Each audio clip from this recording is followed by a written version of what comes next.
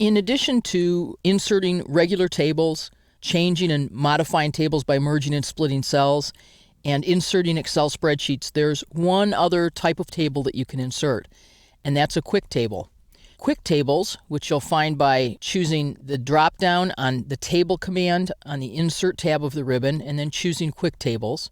There's a gallery of built-in quick tables, including just a mixture of things that are tables. Some of these are useful, some of these are less useful than they could be. I'm going to start with one that I actually think isn't very useful at all, so that you can take a look at what you're getting here and what you're not getting. You're getting a nice set of formats, a well-structured table that was created based on themes. So if I change the theme in my document, or if I change my style set, this table will automatically be reformatted based on my choices. That's the plus. The minus is that there's nothing here to ask me what month it is that I'm looking at. Is it May of 2010 or 2012? And therefore, these dates bear no real relationship to the actual dates in May this year or in any other year. So May 1st fell on a Saturday, and I would need to enter these dates again. I can delete the text and just tab from one to the next, and then start typing 2, 3, 4, and so on. Now, when I'm done, I have a really nice calendar for 1 year. I can't imagine needing to do this for 12 months. It would be pretty mind-numbing, to be honest. But if I need to quickly create one calendar for a particular purpose, for example, to highlight a series of dates, this isn't a bad way to do it. Let's go take a look at some of the other quick tables.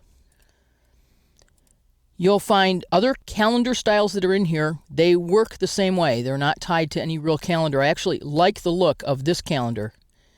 It provides a nice calendar that you can actually type additional text into if you need to. Not a bad thing. Other than calendars, though, there are some good choices among the quick tables. For example, there's a double table here, which is formatted to have the same text twice. It's just a nice looking table. It's quite attractive. And so if you were thinking, how might I design a table so that it takes up less length on the page and more width, and is there a nice format for doing that? You could take a look at starting with this kind of a table and say, oh, okay, here's some ideas for how I might design this.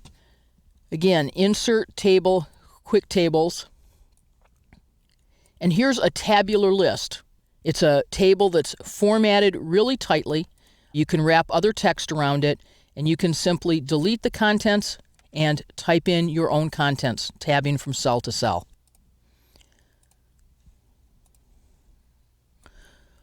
One more table I'd like to take a look at. There are two different tables that have a style of headings and subheadings. Again, this is a kind of table that if you needed to create it once or if you needed to create it multiple times, you might want to begin with this particular table that has headings and subheadings for the data and enter whatever data it is that you need to enter. I'll tell you why I think quick tables are in some ways worth your time. Let's say that this was my data or was a table that I wanted to modify.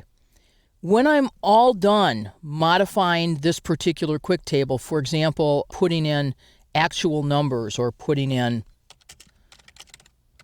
different names, and I have my table all set, I have the ability to save my table to this quick tables gallery. So when I'm all done, I could save my table that I want to use over and over and over again as a quick table. Well, I find that the quick tables that are already here in Microsoft Word aren't all that impressive as anything other than a guide to good design.